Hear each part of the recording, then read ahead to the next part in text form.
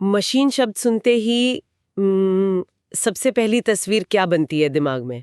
मुझे लगता है गियर्स, बेल्ट्स या शायद पिस्टन। बिल्कुल, मतलब कोई ना कोई मूवमेंट या हरकत।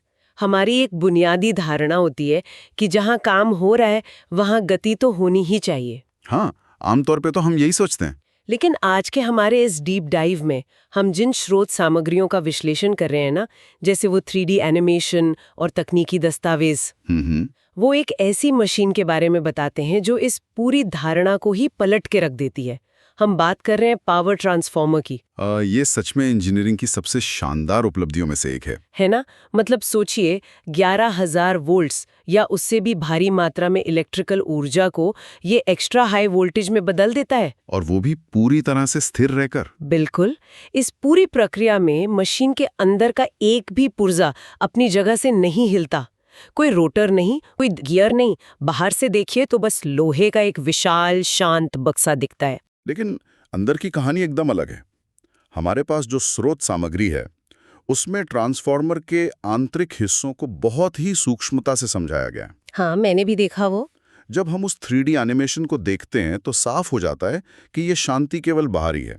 इसके भीतर इलेक्ट्रोमैग्नेटिज्म, थर्मोडायनेमिक्स और फ्लूइड मैकेनिक्स का एक बेहद जटिल और सक्रिय खेल चल रहा होता है। तो चलिए सीधा इसी आंतरिक कार्य प्रणाली पर आते हैं। स्रोत सामग्री का जो सबसे पहला तकनीकी पहलू मेरा ध्यान खींचता है वो है इसका सर्किट डिजाइन। 3D मॉडल में हम साफ देख सकते हैं कि ट्रांसफॉर्मर के अंदर प्राइमरी कॉइल और सेकेंडरी कॉइल है। लेकिन सबसे हैरान करने वाली बात यह है कि इन दोनों कॉइल्स के बीच कोई भी सीधा इलेक्ट्रिकल कनेक्शन या तारों का जुड़ाव है ही नहीं। हाँ, वो भौतिक रूप से एक दूसरे से पूरी तरह अलग होती हैं। तो मेरा सवाल ये है कि अगर कोई तार ही नहीं जुड़ा है और मशीन में कोई मूवमेंट भी नहीं हो रहा है, तो 11,000 वोल्ट की ऊर्जा उस गैप को पार कैसे कर रही है? इसका पूरा रहस्य छिपा है फैराडे के विद्युत चुंबकीय प्रेरण के नियम में, मतलब इलेक्ट्रोमैग्नेटिक इंडक्शन। अच्छा। स्रोत में इसे बहुत विस्तार से बताया गया है। देखिए, ट्रांसफॉर्मर केवल ऑल्टरनेटिंग करंट यानी एसी सप्लाई पर ही काम करता है। डायरेक्ट करंट पर नहीं? बिल्कुल। तो क्योंकि करंट एसी है, प्राइमरी कॉइल में बहने वाला करंट लगातार अपनी दिशा और परिमाण बदलता रहता है। ठीक है। और इस लगातार बदलते करंट के कारण उस कॉइल के चारों ओर एक बदलता हुआ चुंबकीय क्षेत्र, मतलब मैग्नेटिक फ्लक्स पैदा होता है। हाँ, एकदम सही, मैग्नेटिक फ्लक्स पैदा होता है। अब क्योंकि ये फ्लक्स स्थिर नहीं है, ये लगातार एक्सपैंड और कोलैप्स हो रहा है। और यही फ्लक्स सेकेंडरी कॉइल को प्रभावित करता है। बिल्कुल।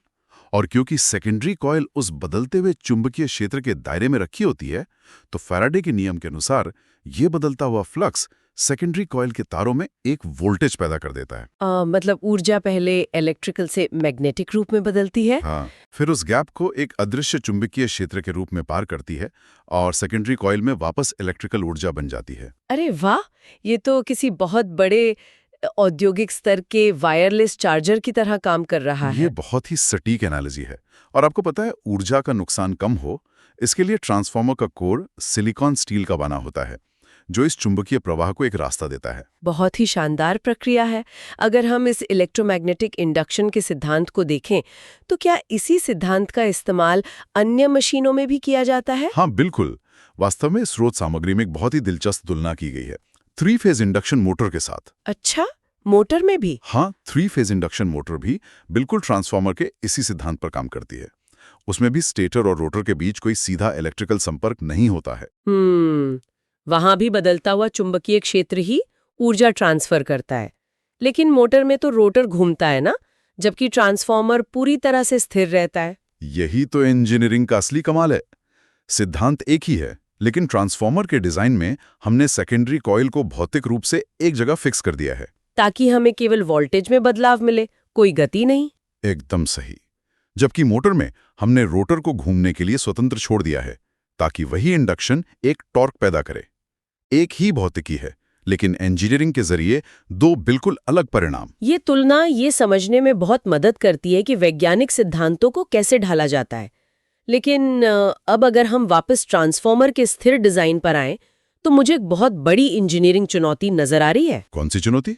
देखिए, जब इतनी भारी मात्रा में वोल्टेज को बिना तारों के ट्रांसफर किया जाता है, तो वहाँ ऊष्मागतिकी यानी थर्मोडायनेमिक्स का सिद्धांत भी तो लागू होगा। बिल्कुल होगा।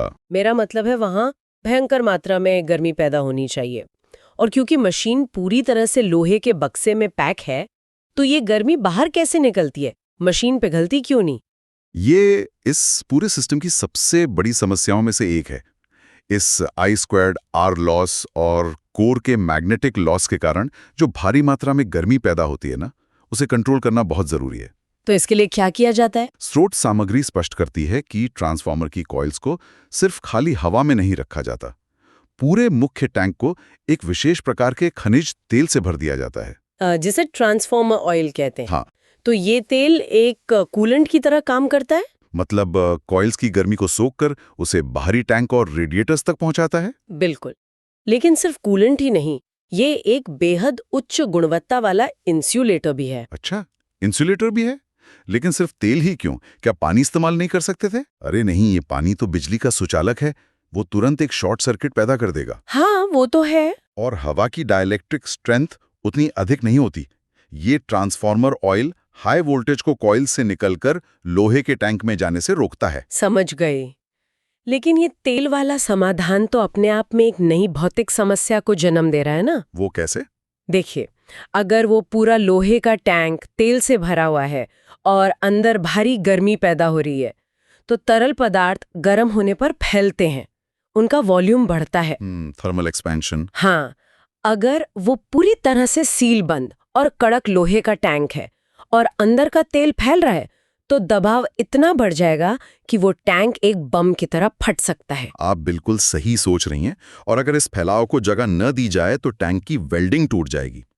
इसी गंभीर समस्या को सुलझाने के लिए ट्रांसफार्मर के ऊपर एक अतिरिक्त ढांचा लगाया जाता है। अच्छा। स्रोत में दिए गए 3D मॉडल में आपने मुख्य टैंक के ऊपर जो एक बेलनाकार ड्रम देखा ना, हाँ। उसे कंजर्वेटर टैंक कहते हैं। ओहो। तो वो कंजर्वेटर टैंक है, वो एक पाइप के जरिए मुख्य टैंक से जुड़ा होता है ना। हाँ। तो इसका डिजाइन ऐसा होता है कि ये हमेशा थोड़ा खाली रहता है।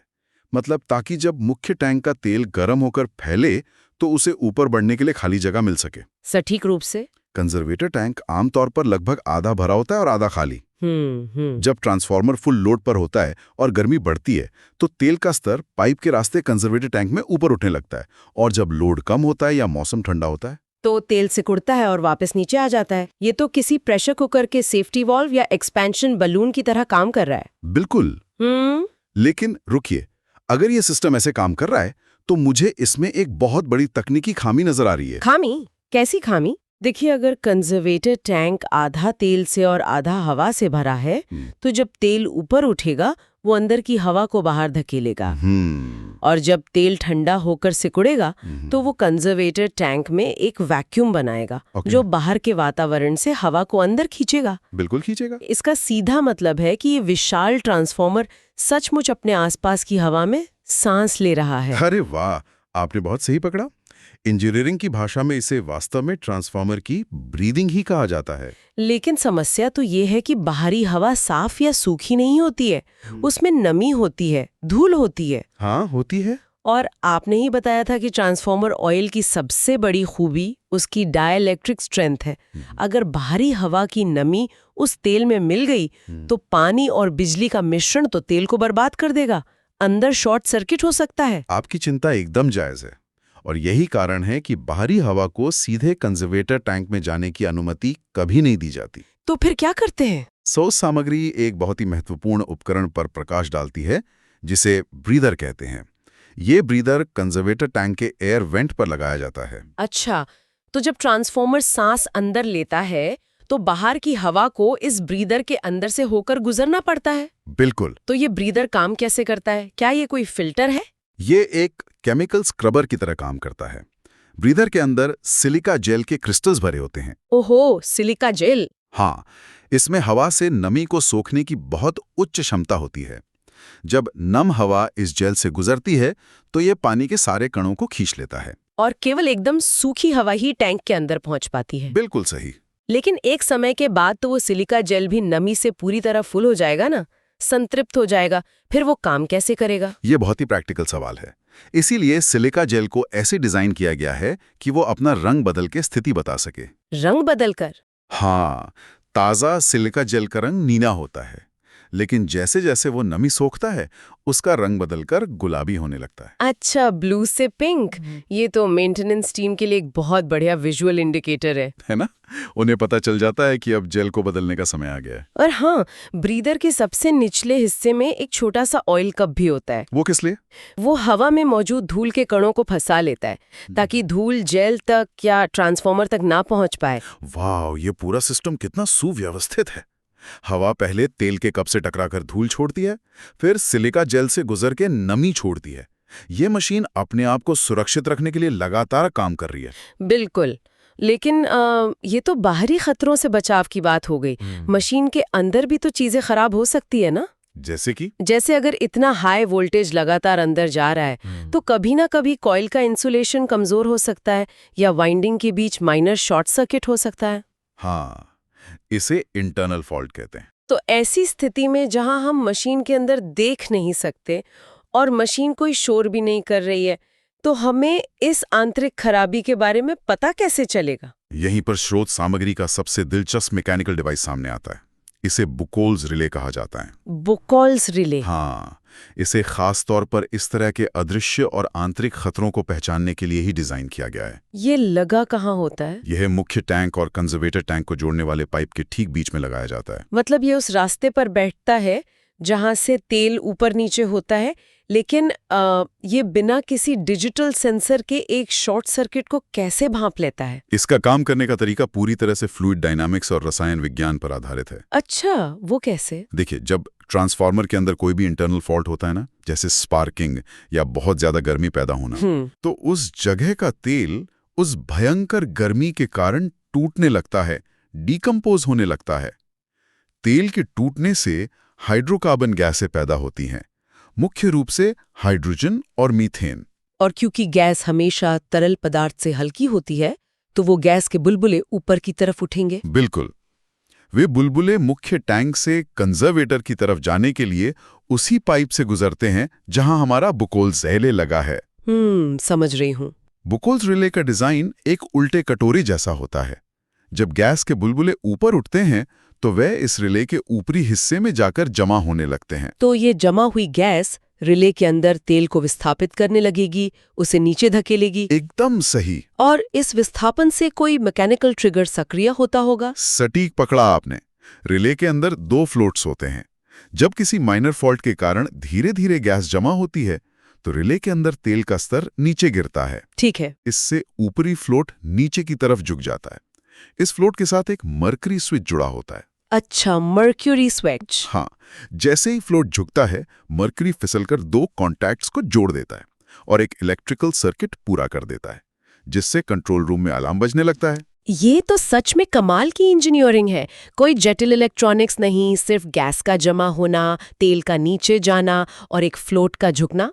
विशुद्ध रूप से भौतिकी और मैकेनिक्स का संयोजन है ये। लेकिन क्या होगा अगर खराबी छोटी ना हो? मान लीजिए कोई बहुत बड़ा शॉर्ट सर्किट हो गया हो, जिससे अचानक बहुत सारी गैस और गर्मी पैदा हो जाए।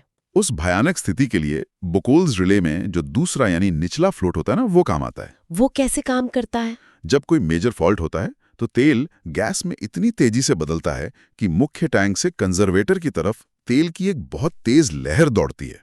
एक सर्ज। सर्ज। ये तेज लहर सीधे उस निचले फ्लोट से टकराती है और उसे तुरंत ट्रिप कर देती है। तो क्या ये भी अलार्म बजाता है? नहीं, ये निचला मर्क्यूरी स्विच अलार्म नहीं बजाता।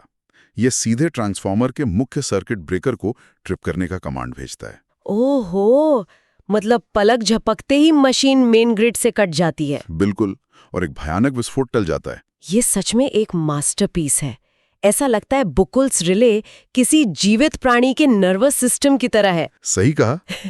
जैसे हमारा शरीर किसी बीमारी को भांपकर प्रतिक्रिया देता है, वैसे ही ये डिवाइस मशीन के खून यानी तेल में पैदा होने वाले गैस के बुलबुलों को पढ़कर यह तय करता है कि उसे केवल चेतावनी देनी है या खुद को बचाने के लिए सिस्टम को पूरी तरह शट डाउन कर देना है। और सबसे बड़ी बात यह है कि ये सारी जटिल प्रक्रियाएं बिना किसी एक भी बाहरी पुर्जे के हिले या बिना किसी मोटर के घूमे हो रही हैं। यही बात पावर ट्रांसफार्मर के डिजाइन को इंजीनियरिंग का एक ऐसा अजूबा बनाती है जो बाहर से पूरी तरह खामोश है लेकिन अंदर से उतना ही जीवंत और सक्रिय है। बिल्कुल, एकदम सही निष्कर्ष है ये। तो अगर हम इन सभी बातों के सार को देखें तो ये स्पष्ट हो जाता है कि एक मशीन को काम करने के लिए हमेशा गियर्स और पिस्टन की जरूरत नहीं होती। फैराडे के नियम का सटीक इस्तेमाल, थर्मोडायनामिक्स का कुशल प्रबंधन और फ्लूइड मैकेनिक्स पर आधारित सुरक्षा उपकरण, ये सब मिलकर एक ऐसा सिस्टम बनाते हैं जो पूरी तरह से स्थिर होने के बावजूद हमारे आधुनिक जीवन की सबसे बड़ी ऊर्जा जरूरतों को संभालता है। सही बात है। ये पूरी चर्चा हमें एक बहुत ही दिलचस्प विचार की ओर ले जाती है। वो क्या? देखिए, अगर हम मैग्नेटिक फ्लक्स, तरल पदार्थों के दबाव और रासायनिक गुणों का इतनी सटीकता से इस्तेमाल करके बिना किसी टूट-फूट वाले मैकेनिकल लिंकेज के इतनी भारी ऊर्जा ट्रांसफर कर सकते हैं, तो क्या भविष्य की औद्योगिक मशीनों को भी इसी दिशा में ढाला जा सकता है? ये सोचने वाली बात है। क्या हम एक ऐसे युग की कल्पना कर सकते हैं जहां भारी मशीनरी में घर्षण पैदा करने वाले पुर्जे पूरी तरह से खत्म कर दिए जाएं और सारा काम सिर्फ अदृश्य भौतिक बलों और इलेक्ट्रोमैग्नेटिज्म के जरिए हो? ये तो इंजीनियरिंग का पूरा नक्शा ही बदल देगा। बिल्कुल। विज्ञान कैसे खामोशी से अपनी सीमाओं को पार कर रहा है, ये देखना हमेशा रोमांचक होता है। श्रोताओं के लिए यह सोचने के लिए एक शानदार विषय है। खैर, इसी विचार के साथ हम आज की इस चर्चा को यहीं रोकते हैं।